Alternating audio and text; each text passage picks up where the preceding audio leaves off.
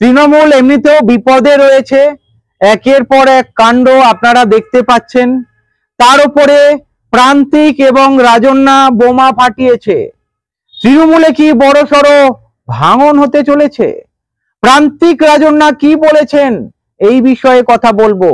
কসবা কাণ্ড নিয়ে বিস্ফোরক মন্তব্য করেছেন প্রান্তিক রাজন্যা, চিল্লে চিল্লে বলেছে। আপনারা জানেন, বিভিন্ন চ্যানেল মারফত জানতে পেরেছি তৃণমূলের মধ্যে গোষ্ঠীদ্বন্দ্ব, তৃণমূলের মধ্যে পদ কেনা বেচা হয়, বিভিন্ন ধরনের বিস্ফোরক মন্তব্য প্রান্তিক রাজন্যা করেছে। আপনারা জানেন এই প্রান্তিক রাজন্যা আরজি কর ইস্যু নিয়ে একটা ভিডিও বানিয়েছিল, একটা সিনেমা বানিয়েছিল। এই সিনেমাটা রিলিজ করতে দেয়নি। ওই সময় কুণাল ঘোষ এবং প্রান্তিক রাজন্যা এনাদের মধ্যে একটা বিবাদ সৃষ্টি হয় এবং তৃণমূলের ছাত্র পরিষদ থেকে প্রান্তিক এবং রাজন্যাকে সাসপেন্ড পর্যন্ত করা হয়েছে।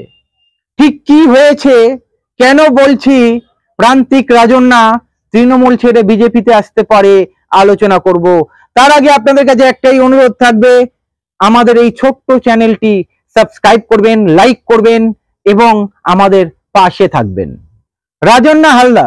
রাজন্যা হালদারের আবির্ভাব তৃণমূল দলে ধূমকেতুর মতো হয়েছিল। 21শে জুলাই মঞ্চ মনে রয়েছে? এই রাজন্যা হালদার যেভাবে চিল্লে চিল্লে একটা স্লোগান দিয়েছিল, অনেকেই বলছে বামেদের স্লোগান চুরি করেছে। যাই হোক, রাজন্যা হালদার কিন্তু ওখান থেকেই ভাইরাল হয়েছে, মানুষ জানতে শুরু করেছে। ওনার কথাগুলো মানুষের মন ছুঁয়ে গিয়েছিল, বিশেষ করে যারা তৃণমূলে ছিলেন, তৃণমূলের অনেকেই ওনার এই স্লোগান পছন্দ করেছিলেন এবং ছাত্র নেত্রী হিসাবে, ছাত্র নেতা হিসাবে প্রান্তিক এবং রাজন্যার আবির্ভাব ঘটেছিল। তারপরে আমরা কি দেখলাম? ওই যে যাদবপুর কাণ্ড, যাদবপুরে একজন ছাত্র মারা গিয়েছিলেন, না খুন করা হয়েছিল রিগিং করে, সেই ঘটনা জানেন? আপনারা জানেন রাজন্যা হালদার যেভাবে আন্দোলনের মুখ হয়ে উঠেছিল, মানে তৃণমূলের আন্দোলনের মুখ হয়ে উঠেছিল, সেটা আপনারা সবটাই জানেন। তারপরে সামনে এলো আরজি কর ইস্যু। এই আরজি কর কাণ্ডে অভয়ার মৃত্যু, এই অভয়ার মৃত্যুকে নিয়ে রাজন্যা এবং প্রান্তিক একটা ভিডিও বানিয়েছিলেন, একটা সিনেমা বানিয়েছিলেন বলতে পারেন। এই সিনেমাটা রিলিজ করতে দেয়নি তৃণমূল। আর ওই সময় আপনারা জানেন কুণাল ঘোষ যেভাবে কথা বলেছিল এবং রাজন্যা এবং প্রান্তিককে তৃণমূল থেকে সাসপেন্ড করা হয়েছিল। এই বিষয়টা কিন্তু রাজন্যা এবং প্রান্তিক ভালোভাবে নেয়নি। রাজন্যা নিজেই বলেছে 2024 সালে লোকসভা নির্বাচনের আগে বিজেপির তরফ থেকে অনেকেই রাজন্যাকে অফার পর্যন্ত করেছিল এবং টিকিট দেবে, এই কথাটাও রাজন্যা বলেছিল। কতটা সত্য কতটা মিথ্যা জানি না, তবে আপনারা জানেন শ্রমিক ভট্টাচার্যকে জিজ্ঞাসা করা হয়েছিল ওই সময়, শ্রমিক ভট্টাচার্য বলেছেন এই বিষয়ে কিছু জানি না। রাহুল সিনহাকে জিজ্ঞাসা করা হয়েছিল, রাহুল সিনহাও বলে দিয়েছিল এই বিষয়ে কিছু জানি না। আর এই মুহূর্তে আমরা কি দেখছি? এই মুহূর্তে এই কসবা কাণ্ড, এই কসবা কাণ্ডে কে বা কারা দোষী আপনাদের সামনে। তৃণমূলের ছাত্র নেতা এই খারাপ কাজগুলো ঘটিয়েছে, আর এরই মধ্যে বিস্ফোরক মন্তব্য করে বসলেন রাজন্যা হালদার এবং প্রান্তিক। তারা বলছে, তারা তো মেনেই নিচ্ছে না এই ব্যাপারটাকে। তারা বলছে তৃণমূলের মধ্যে এই জিনিসগুলো আগে থেকেই চলতো, আগে থেকে এই জিনিসগুলো কন্ট্রোল করেনি তৃণমূল। ছাত্র পরিষদে যারা রয়েছে, মানে তৃণমূল ছাত্র পরিষদে যারা রয়েছে, তারা এক সে বাড়কর এক।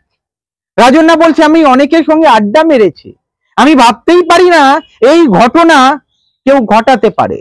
যে অভয়ার সময় বলেছিল ধর্ষকদের শাস্তি চাই, তারাই এখন ধর্ষণ করছে, এই কথাটা মানতে পারছেন না উনি। আর এই জিনিসটা মানতে পারছেন না, তাই তৃণমূলের বিরুদ্ধে গর্জে উঠেছে। তাহলে কি রাজন্যা এবং প্রান্তিক চাইছেন না তৃণমূলে আর থাকতে? তা না হলে রাজন্যা প্রান্তিক কেন মুখ খুললেন, কেন বা তৃণমূলের বিরুদ্ধে মানে বোমা ফাটালেন এক প্রকার বলা চলে। প্রশ্ন কিন্তু উকি মারছে, বিজেপিতে আগামী দিন যেতে চলেছে কি? অফারটা কি বিজেপির তরফ থেকে গিয়েছে? কে বা কারা রাজন্যাকে অফার করলো 2026 বিধানসভাতে? তাহলে কি রাজন্যা টিকিট পেতে চলেছে? অনেক প্রশ্ন উকি মারছে। প্রান্তিক কি বলছেন? প্রান্তিক বলছেন, আমরা যারা ভালোবেসে এই তৃণমূল দলটা করতাম, আমাদের ওই দলে জায়গা নেই। যারা দলটাকে ভালোবেসে করে তাদের জায়গা নেই।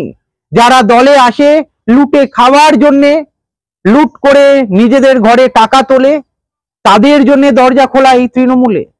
এই কথার মানেটা কি? মানে তৃণমূলে সাসপেন্ড রয়েছেন, এখন সাসপেনশন উঠে গেলেই আবার তৃণমূলের দরজা খুলে যাবে। ঠিক এই সময়তে এই ধরনের মন্তব্য অনেক কিছু কিন্তু বলে দেয়।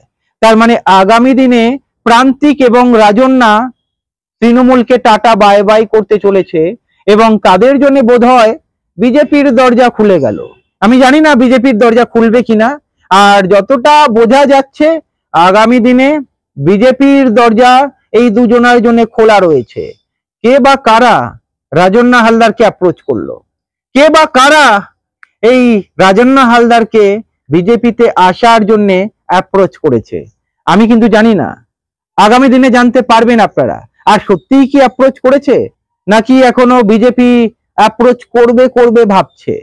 যাই হোক, রাজন্যা কিন্তু একটা দামি কথা বলেছে। অভিষেক ব্যানার্জি বলেছিল, যারা দর্শন করে তাদের পয়েন্ট রেঞ্জ থেকে মাথায় গুলি করা উচিত। রাজন্যা কিন্তু এই কথাটা মনে করিয়ে দিয়েছে। এবারে কি তৃণমূল তাই করবে? তৃণমূলের একজন ছাত্র নেতা যে ধর্ষণ কাণ্ডে অভিযুক্ত, তাকে কি তৃণমূল পয়েন্ট রেঞ্জ থেকে গুলি করবে? এই প্রশ্ন কিন্তু রাজন্যা রাখছে। রাজন্যা কিন্তু আরো অনেক কথা বলেছে, আপনারা শুনেছেন সেই সব কথা, ভিডিও ক্লিপগুলো দেখেছেন হয়তো, দেখলে আপনারা জানতে পারবেন। তবে একটা কথা কিন্তু আমার এখনো খটকা লাগছে। উনি বলেছেন, মদন দা যেমন বলেছেন, এই তৃণমূল দলে যারা টিকিট পাওয়ার জন্য আসে তারা কিন্তু টাকা দিয়ে বা টিকিট কেনা বেচা হয় তৃণমূল দলে। মানে পদ পাওয়ার জন্য, মানে টাকা দিয়ে পদ পাওয়া যায়, এবং তারা জানে টাকা দিয়ে পদ পেয়ে পরে সেই টাকাটা আবার পুষিয়ে নেওয়া যাবে, মানে টাকাটা আবার তারা সুদে আসলে তুলে নেবে। তৃণমূলের বড় বড় নেতারাও এইসব ব্যাপারটা জানে, জানার পরেও তারা কেন চুপ থাকে? রাজন্যা এই প্রশ্ন করেছে, নৈতিক প্রশ্ন করেছে। রাজন্যা এখন সামাজিক হয়ে গিয়েছেন, উনি এখন তৃণমূলের নয়। উনি বলেছেন, আমি নিরপেক্ষভাবে এই কথাগুলো বলছি, আমি কোনো দলের পক্ষ থেকে বলছি না। এখান থেকে বোঝা যাচ্ছে আগামী দিনে তৃণমূলকে বাই বাই করতে চলেছে প্রান্তিক এবং রাজন্যা। তার মানে কি আগামী দিনে বিজেপিতে আসতে চলেছে? 2026-এ বিজেপির টিকিটে কি এমএলএ পদে দাঁড়াতে চলেছে, বিধায়ক পদে দাঁড়াতে চলেছে, বিধায়ক প্রার্থী হতে চলেছে? অনেক প্রশ্ন উকি মারছে। আগামী দিনে নিশ্চয়ই আপনারা জানতে পারবেন। আপনাদের কি মনে হয় এই বিষয়ে কমেন্ট করে জানাবেন। ভালো থাকবেন।